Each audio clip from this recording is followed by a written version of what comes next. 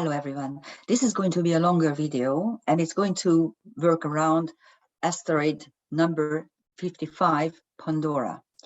And the reason why is very simple. Whenever I look at a chart or I look at the space-time moment, sometimes I spot things and it makes me think, of course. And the synchronicity was quite revealing. A couple of weeks ago, I was in London, and of course, I went to my favorite bookstore and bought a couple of books, among which was a book, a novel named Pandora, which I didn't read for a while because I had other things to read, so I put it aside. And just recently, about a week ago, I started to read it. And of course, it is a modern story on a young girl, and it's quite interesting. I forgot who wrote it, and I apologize, but actually look at it, buy it. It's really a good read, especially if you want just to, I don't know, to chill and not think about your own problems. And that's what novels are for, after all. That's what gardens are for as well, and children. Okay, so that was one. And then what I noticed when I looked at the war chart, the war between Ukraine and Russia, I noticed that Pandora there had a very significant position. And then I started to look at the asteroid. I researched it. I researched its discovery, and then I looked at the discovery chart, and I looked at the placements in the discovery chart. And I'm going to show you in a nutshell what it is and the whole process. But before we do this, there are actually, you need to know that there are actually more than 20,000 named asteroids, and there is no way you can work with 20,000 asteroids in a chart. But whenever you spot something, whenever you notice something, that is a message from your brain or from above, that this is important. Please pay attention. This is important. And I was like this with Pandora. First, let's take a look at the myth. I'm sure you know, but I put together a little thing for you. So the story was first mentioned in Hesiod's Theogony, which is the birth of the gods, and also in the Works and Days, whatever. I then made a mistake, but that's fine. And according to the myth, you may remember that Prometheus was giving all sorts of stuff to mankind simply because he knew that mankind once will surpass the gods, will conquer the gods. And that's exactly what's happening today, by the way. That's exactly, mankind again thinks that they conquered the gods and that we are better than gods. Let's not talk about this. This would take me into another alley, and which I don't want to go at the moment. So if you look at the name, okay, Prometheus means the one who knows before. And of course, he has a brother, Epimetheus, which means the one who knows after. And if you read their stories in Greek myths, they are usually described in a way that Prometheus is the smart guy who knows what's going to happen, and he knows how to plan and how to make contingencies, whereas Epimetheus seems to just go, after what's happening, and he gets into all kinds of mishaps. But in karmic astrology, by the way, both of them are asteroids. And whenever they crop up, this is how you delineate them. When you see Prometheus, the native is able to see things ahead, 2, 3, maybe 4 steps ahead of time, and knows how to plan. Epimetheus, on the other hand, knows how to understand stuff afterwards. So if you have Epimetheus in your chart, it simply means that you know how to learn from your mistakes. You know how to interpret what's happening, what has happened to you. So when Prometheus steals this and that and whatnot for mankind, Zeus is not very happy about it, but he's not doing anything really serious. But when Prometheus steals fire and gives it to mankind, that is something that Zeus can't tolerate. Why? Because fire is the divine element of the four elements. It is what actually transforms everything else. And Zeus realizes that now mankind has a weapon or a tool by which they can transform whatever they want. And of course, he can't let this happen. But of course, the damage is already done. So his revenge is twofold. On the one hand, he chains Prometheus to the cliffs of the Caucasus, and you know the story, with the eagle that is taking his liver out and things like that. And of course, then Chiron is swapping his destiny with Prometheus. This is Heracles' bright idea. And the other revenge is Pandora. Pandora, who is the first woman. Up till that point, mankind only was only made up by men, so there were no women. And Zeus commissions Hephaestus to create the first woman, and the goddesses give them all sorts of divine gifts. By the way, the name Pandora means all gifted. And she received not just clothes and jewelry, but also unique traits as well. For instance, Aphrodite gives her the ability to fall in love with someone and to seduce someone. And Hermes gives her the ability to think like a fox and to devise speech in a way that everyone would believe you, and all kinds of things. It's really fascinating. It's if you want to read it, because you will see how those traits that they are telling, or the story really enumerates how men look at women, how, you know, what are we in their minds, that we are beautiful creatures, but at the same time we can deceive, and at the same time we can seduce. And it's really fascinating. Read it if you are interested in it. And Zeus then sends her to Epimetheus, the brother of Prometheus, okay, and he immediately falls in love with her and even marries her. Now, Prometheus tells Epimetheus, don't ever accept gifts from Zeus. And of course, Epimetheus doesn't listen and still accepts. He can't have it. He falls in love. And there are two versions of the story. By the way, it's a jar. We are going to look at this, whether it's a jar or a box, because nowadays we say Pandora's box, but originally it was a jar. I'm going to show you why. And according to one story, there's a jar or box that Prometheus puts in all the miseries and evils of mankind, and seals it and gives it to Epimetheus for keeping it, and tells him never to open it. In another version of the myth, and I think this is what's important, because if Prometheus knew how his brother worked, I mean his mind, how his mind worked, why did he give him the box in the first place, the jar in the first place? So the other version is better, I think, in which Zeus himself keeps this or creates this kind of jar in which he puts all the miseries and the evils of mankind, things like illness, violence, deceit, misery, want, unhappiness, whatnot.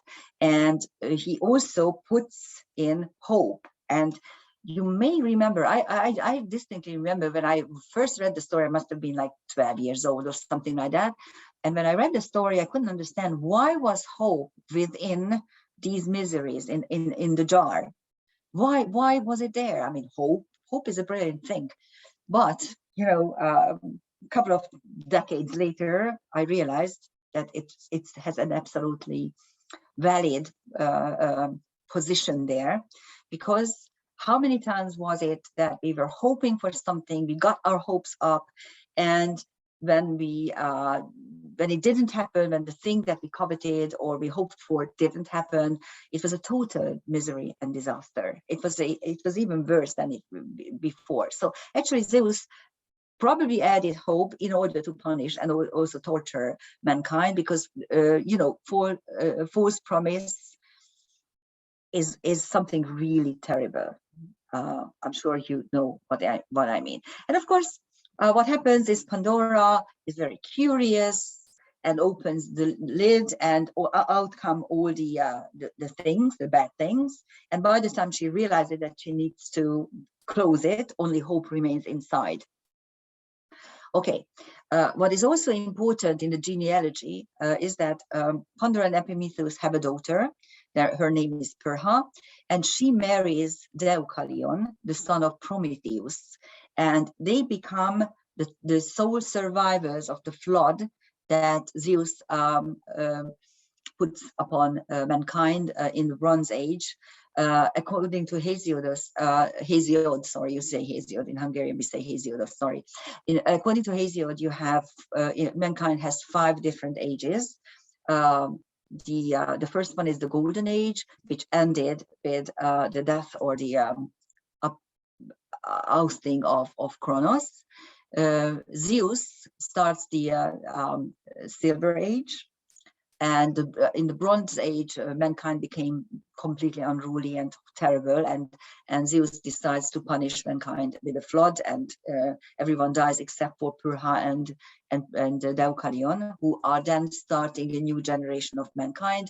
And then comes the Heroes Age, which actually is the Trojan War. So there are heroes on the earth and helping Zeus solidify his power. And then comes the Iron Age, in which we are now, and that is when the gods get so fed up with us that they simply leave and never show themselves to us and never participate in our everyday things. So we are left alone. Okay, so is it a jar or a box? It's an important question, because the first texts mention a jar or pythos. Here's the original version of it, but the modern rendering, especially paintings, invariably speak about a box. And there's a reason why, because here you see John William Waterhouse's Psyche opening the golden box. So it's a different myth, but there's a box as well. And this is a painting that they often misunderstand, and they often think that this is Pandora, whereas this is Psyche. And the mistake is probably due to Erasmus, who was a Renaissance philosopher who simply mistranslated his work. So it's a jar originally. Now, what do we know about asteroid number 55, Pandora? First of all, let's look at the numerology, because originally these celestial objects get a number. And by looking at any asteroid number, you will know that it was how many, how do you say that? But so it was the 55th asteroid to be spotted. It's fairly large and quite bright, and it was discovered by George Mary Searle, a Catholic priest and astronomer in the Dudley Observatory in Albany, New York, on September the 10th, 1858. Its orbital period is 1,672 days. It's approximately 4 years and 5 months. And the absolute magnitude is 7.7, which means it's totally invisible, because celestial objects are visible up to 6, magnitude 6. So 7 is something that you never will be able to see by the naked eye. Okay, so that's what we know. And here's the discovery chart.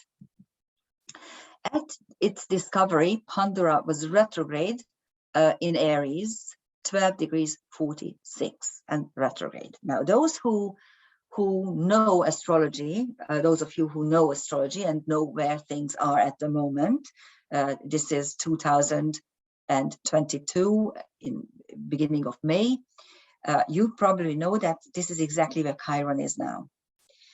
And that was one reason why I actually started looking into Pandora. And the other one was the Ukrainian war chart, which I'm going to show you as well. So let's take a good look at this chart. What do you see? You see that all the outer planets are retrograde: Chiron, Neptune, Pluto, and Uranus, and also Pandora. So it's an inward energy pattern. You also have, of course, Sedna and Aries are many times retrograde, so we don't care for that. And only one personal planet is retrograde, Mercury, which is conjunct Juno. Now, Mercury-Juno conjunction in the Discovery chart, it actually clearly indicates that Pandora had to marry Epimetheus because, okay, there was no other choice for her. So she needed Epimetheus to marry her. You also have a moon Lilith conjunction. This is the asteroid Lilith. You also have so the moon shines on revolt against injustice. You also have a Mars Ceres conjunction in Sagittarius, indicating that your actions, your energy are linked to your home, what you consider your home and nurturing principle. Mars is also ruling, Mars is also ruling Pandora because it's in Aries. And you have a triple conjunction involving trans-Pluto, dark moon Lilith, the acceptance of the curse, and Jupiter, which enlarges everything. And what is to me fascinating is the Saturn-Asteria conjunction. It is interesting because Saturn is the lord of karma, and Asteria is the karma breaker. So there's some sort of fight or union between the lord of karma and the karma breaker, which is interesting. So those are the highlights of the chart. The fact that Aries is conjunct the North Node indicates to me that in her discovery, in coming into being, Pandora actually is linked to some sort of complete destruction as a destiny choice. So quite interesting. And then I started to look at her and Pandora's aspects, and there are not too many aspects, but actually there are two important planetary pictures she's forming.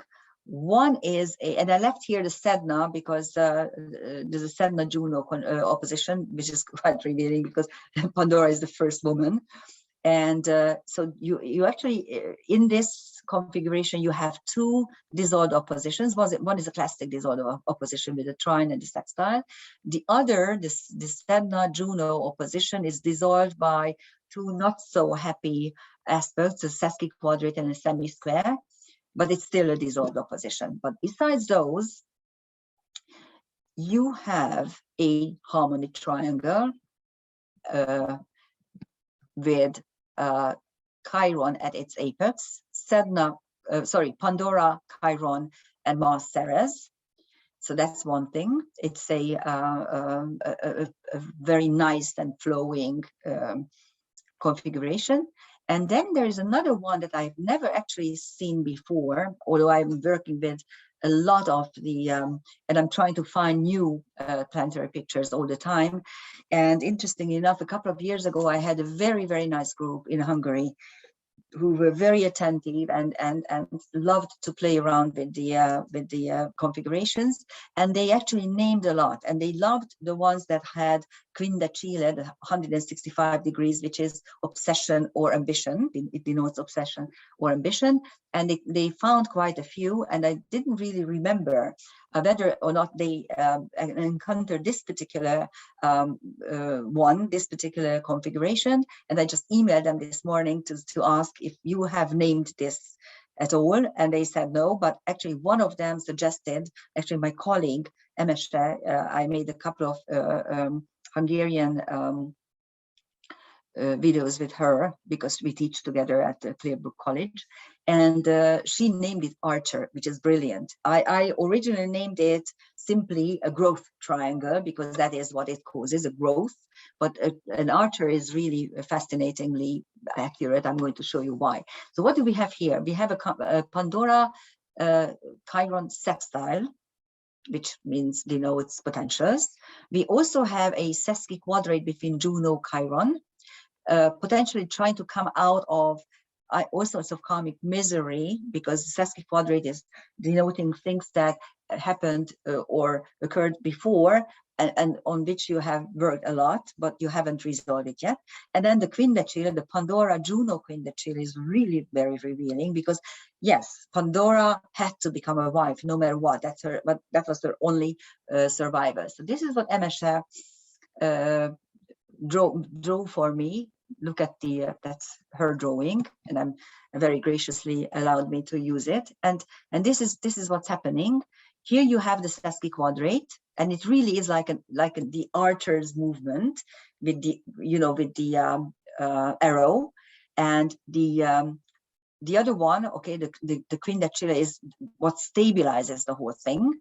And of course, the sextile is showing you potentials. By the definition, we don't speak about apex planets when we have non-isosceles triangles. And this is a non-isosceles. This is not a symmetry triangle. You have three very different aspects putting it together. So it's an asymmetric thing. But still, you can feel that here, the apex sort of thing, where the aim is put, or where the aim meets, is Juno, the wife, the first lady, the partnership principle.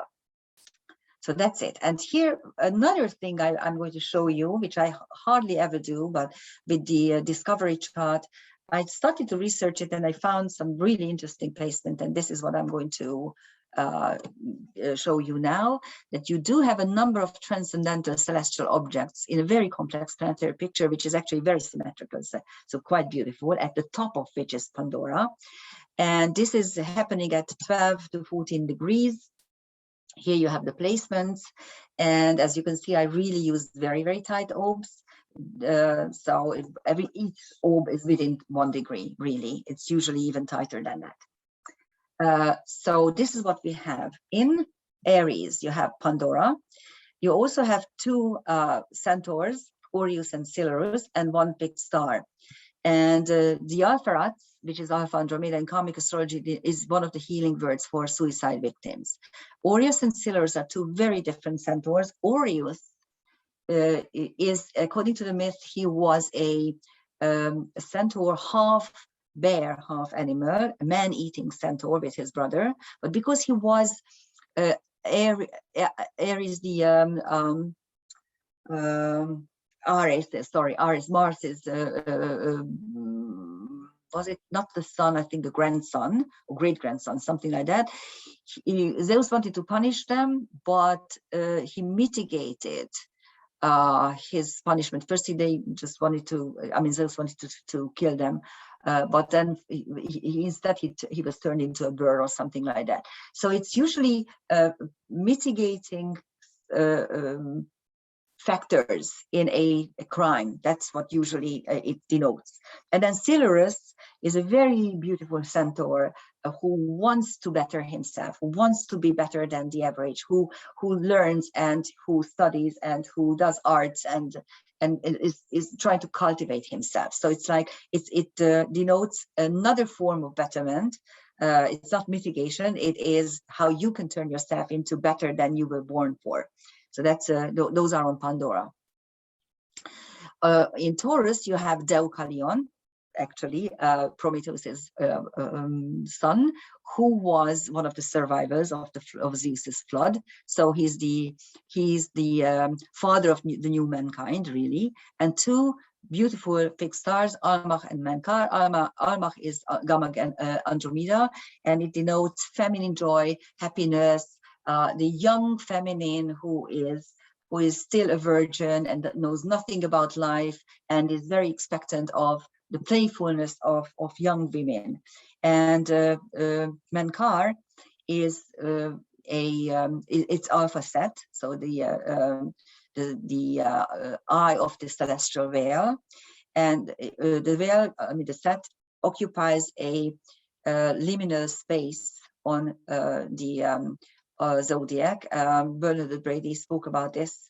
If you want to research it, she says that there are liminal spaces on the zodiac whenever one constellation stops and the other one starts, and there's a hiatus between. That's a liminal space, and in this case, the constellation either underneath or over the gap is taking over.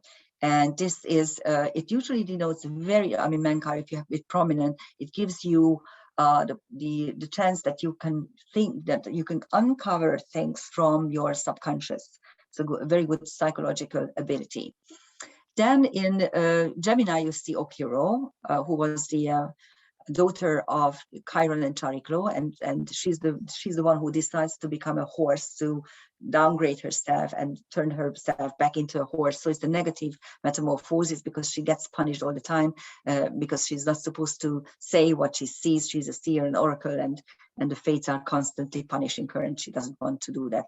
So it's usually hiding your abilities because you are afraid of persecution.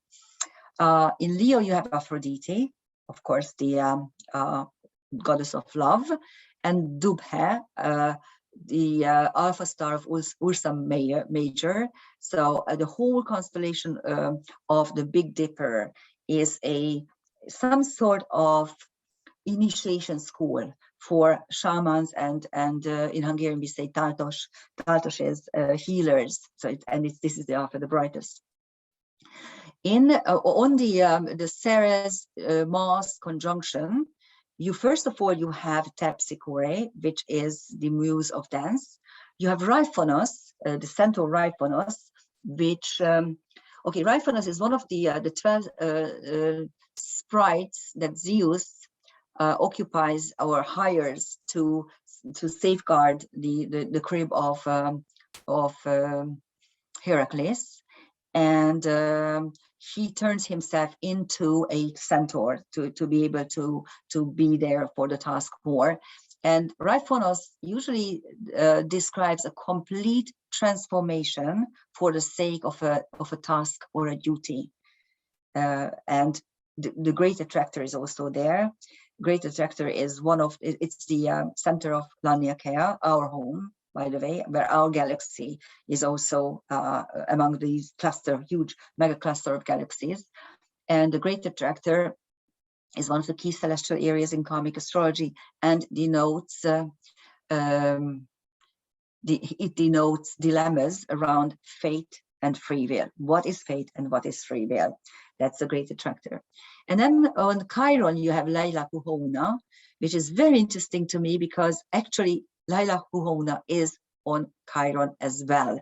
So there was a Chiron Laila Puhona 163 years ago, 64 years ago.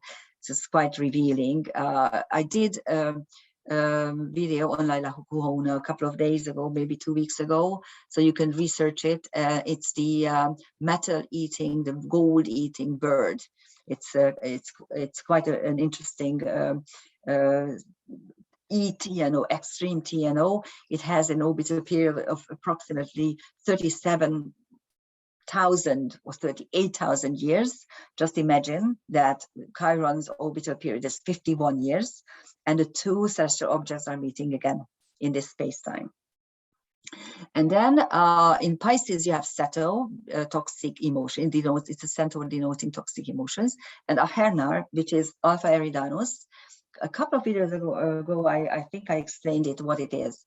Eridanus, the celestial river, is the largest of all the constellations in the sky. It sets out around at Orion. So the first stars are Orion, so right at the celestial equator, and it comes out all the way to the southern pole. Really, actually, it's almost there. And it describes a process of development or evolution, where we set out from an equilibrium, a relative equilibrium, and we are willing to do a lot, to go through a lot of trials and tribulations and troubles and harms in order to evolve and in order to reach our utmost potentials, which is described by Ahernar. And it's the brightest star. It's the alpha star of the river Eridanus. So actually, if you put in a lot of energy and effort, and you're willing to travel a lot, and you're willing to go out of your way, okay, then you can reach the brightest potential in your life. So that's what what this describes. And if you take a look at this beautiful planetary picture, first of all, we have a mystic rectangle here. We also have a fire ground trine here, which actually turns into two kites. One with the anchor is there's Okiro, and the other one with the Chiron Leila Kuhona conjunction. So those are the two kites. We do have a harmony triangle up here. So it's actually, there's also a crown constellation, configuration. A couple of T-squares, but we don't care for T-squares at the moment. There's also a trapeze right here and an angel wing, and on top of the angel wing you have Pandora.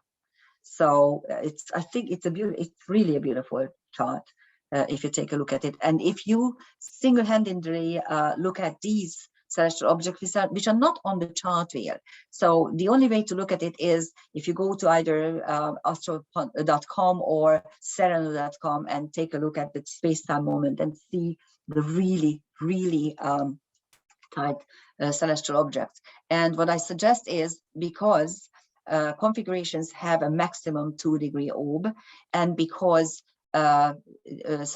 transcendental celestial objects have a 1 to 1.5 degree orb, really work with very tight orbs, and then you can see wonders in the chart, and really interesting layers, karmic layers can come up. Okay, let's look at the present. At the moment, we have a very nasty war. And again, I say this in any form or every form I can. I hate war. I abhor war. There's no reason to fight. There's no reason for one power to attack another power, one nation to attack another nation. It's absolutely wrong. It goes against everything that I hold important and sacred. But this war is not what it seems to be. This war is another proxy war fought by the United States. And I'm very sorry, dear American friends, it's still a proxy war, just like the other proxy wars that the United States was fighting in the 20th century. Unfortunately, it is fighting. It now is against Europe. We can see now it's escalating. So they already speak about the Third World War. And we can only hope that it will end soon. I don't know. I have no idea. I haven't looked at, and I'm not a mundane astrologer, so I can't actually look at things properly. I'm a karmic astrologer, and I look at it from a karmic point of view. So the present, so this was the announcement of the Ukrainian war, special military operation by Putin on February 24th at 6 o'clock Moscow time, 6 o'clock in the morning. And what did I do here? Okay, so this was it. This is the proper chart. So if you look at the chart itself, sorry, and we are going to go back to this one in a second, but for some reason, hold on, I'm trying to. Okay, this is, you can see the both of them. So here, this is the chart highlights are for the Moscow chart. There's an exact conjunction between Mars, Venus, and Vesta, focusing on the fight and on money issues, of course. And there's a Mercury Juno conjunction and the Saturn Asteroid conjunction and a dark moon Jupiter conjunction. The Saturn is on the IC. I'm not delineating these because these were exactly in the previous chart, in the Pandora the discovery chart as well. So I put together a table for you to see the similarities of the two charts. And of course, the IC is important because it's the home, and Sedna is sitting spot on the IC, meaning that there's huge disruption, but it's also creation through dissection. So that's the chart itself. You find the moon in Sagittarius at 8 degrees something, and Pandora is was at Sagittarius 8°41, exactly conjunct the moon. So if we take a look at this chart, and I'm only looking at the things around 8 to 9 degrees. I did include the sun because the sun is, first of all, it has a bigger orb, and also it is applying to the configuration. And you have the moon Pandora. So Pandora is Someone opened the jar. Someone opened the jar, and all the miseries and evils are coming out of the jar at that moment. We do have a Mercury Juno conjunction. Here Mercury is direct with Nemesis. Okay, he's the punisher of hubris. Gong Gong, which I put out a video maybe 2 months ago, so you can actually check it out what it is. It's the Chinese dragon energy. It's it's also an extreme TNO. It has about a 6,000 year. I take a look at the video and you will see. So it's exactly conjunct the sun. On Chiron, you have Leila Kuhona, exactly like at the discovery chart, exactly. Again, think about it. One has a 51-year orbit, the other one has almost a 40,000-year orbit, and they are exactly conjunct at both occasions. So that clearly shows you that this is about money, of course. And you have Memoria and Hubris. Memoria is memory. Please remember that the powers that be already destroyed our world twice in the First and Second World War. Are we really willing to have it destroyed again? Come on. Okay, and hubris means, of course, Nemesis is the punisher of hubris. So here you have both. And on Uranus, you have Albion and Amor. Uranus is not really a part of this configuration. I just put it there because it's actually going to be retrograde soon, and then it's going to reach this again. And of course, the ruler of the chart ruler is Saturn in Aquarius, exactly in the first house, intercepted, is exactly conjunct Astrea. So that's the war chart. And here are the similarities of, okay, hold on 1 second, let me put the chart as well here. Okay, so here are the two charts. This is the discovery chart, and this is the war chart, or the announcement chart, really, the commencement of the special military operation. Ridiculous, anyhow. So here, these are the similarities. Pandora Chiron sextile in the discovery chart, Pandora Chiron trine in the war chart. And as you may know, and this is something that I learned from Bernadette Brady, that in any event chart and also in a forecasting, trines mean movement without friction. Obstacles are taken away, and something is developing, and something is happening very, very quickly. So Pandora opened the jar, clearly. And then you have the Saturn Astrea conjunction in the same. I mean, one is in Leo, and the other one is in the opposite sign in Aquarius, but it's still there. You also have the Chiron Leila Puhona conjunction, which is, to me, very interesting. You also have the Mercury Juno conjunction, which Mercury is, of course, retrograde in the discovery chart and direct in the mood chart, but still. So it's the this could have been avoided if you were willing to talk, if you were willing to revisit the issues. Okay. Also, I'm going to come back to Neptune in a second, but you have the Jupiter Dark Moon Lilith conjunction. Dark Moon Lilith denotes the acceptance of the curse, and Jupiter enlarges it, blows it out of proportion. That's exactly what you're seeing. And you have a very interesting distinction here, because in the discovery chart, you have North Node Aries conjunction, which means your destiny is to cause disruption, okay? And in this chart, in the war chart, you have the North Node Sedna conjunction, which is creation through dissection. So if the war ends with the Ukraine falling into pieces, and one will go to the Russian population will go to be part of Russia. There's the western portion will be a separate Ukraine, hopefully either a NATO member or a sovereign nation. Then a new peace can be created, because there are large portions of the Ukraine which are Russian. Which have Russian nationality. And then you have the Neptune position, which means that Neptune was at Pisces 23 degrees 39 in the discovery chart here, and it is Neptune is at Pisces 22 degrees 13. So we effectively have a Neptune return of the Pandora discovery chart. But of course, we don't know how to delineate it, because since Neptune's orbit is 165 years, 5 years, there's no way we can live through it. We can't experience it on a physical, a human level.